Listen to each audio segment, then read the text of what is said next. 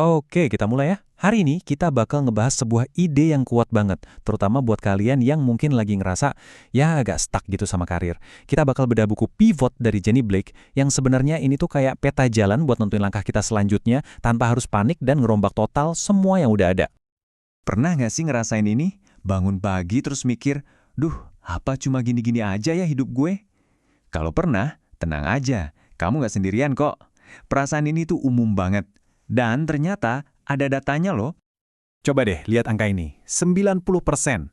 Menurut riset Gallup, hampir 90% dari kita itu ngerasa nggak nyambung sama kerjaan.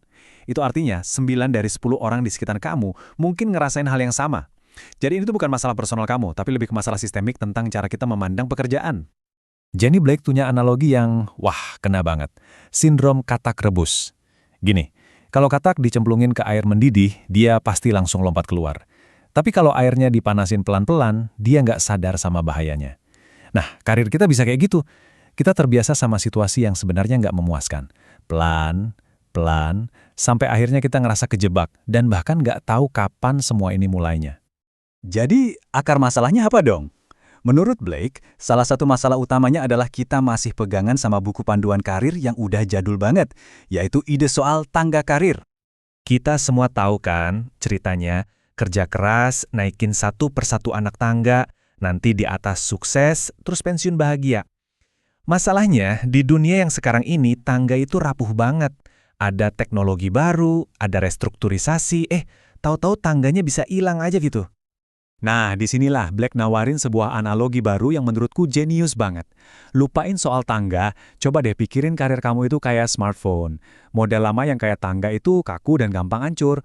Model baru yang kayak smartphone ini modular dan dinamis.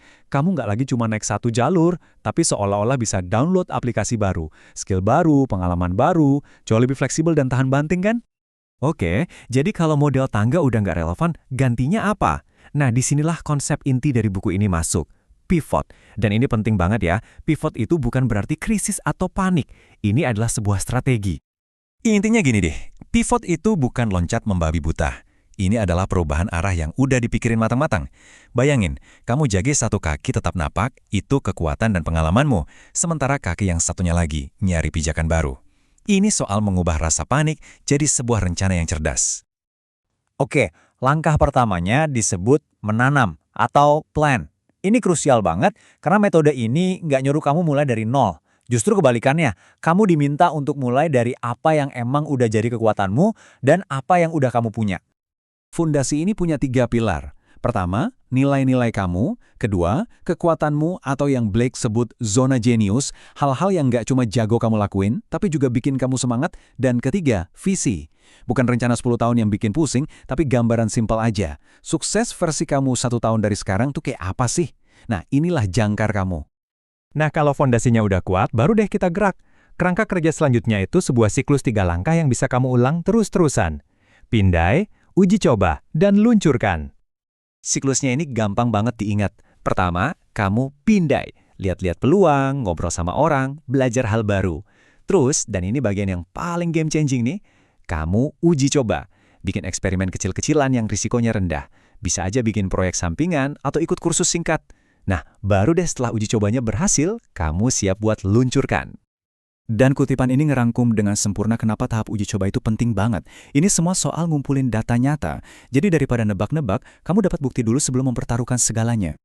Coba deh kita bandingin langsung. Kalau lompatan berisiko tinggi, biayanya gede, waktunya lama.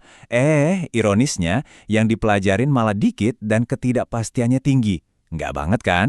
Nah, kalau uji coba ringan, semuanya dibalik. Biaya rendah, waktu singkat, tapi yang kamu pelajarin banyak banget dan risikonya kecil. Ini baru namanya langkah cerdas. Ini ngebawa kita ke perubahan pola pikir yang paling ngebebasin dari semuanya. Udah, lupain deh tekanan harus punya rencana 10 tahun ke depan. Fokusnya tuh jauh lebih simpel dari itu. Pasti udah sering dengarkan kutipan terkenal dari Steve Jobs ini. Ini adalah dasar dari filosofi pivot. Tapi, ada satu tambahan penting. Blake ngambil ide keren itu dan nambahin ini. Walaupun kita nggak bisa ngerencanain semua titik di masa depan, kita bisa fokus penuh untuk nyambungin titik yang berikutnya dengan sebaik-baiknya. Itu aja, lepasin beban untuk harus tahu semua jawaban dan fokus aja sama satu langkah di depan kamu. Dan pada akhirnya ya cuma itu intinya. Inilah pesan yang paling memberdayakan dari seluruh kerangka kerja ini. Nggak usah pusing mikirin semuanya. Cukup tanya ke diri sendiri, apa satu langkah cerdas berikutnya yang bisa gue ambil? Jadi, aku mau tinggalin kalian dengan pertanyaan ini. Bukan pertanyaan besar yang nakutin, tapi sesuatu yang bisa langsung kamu lakuin.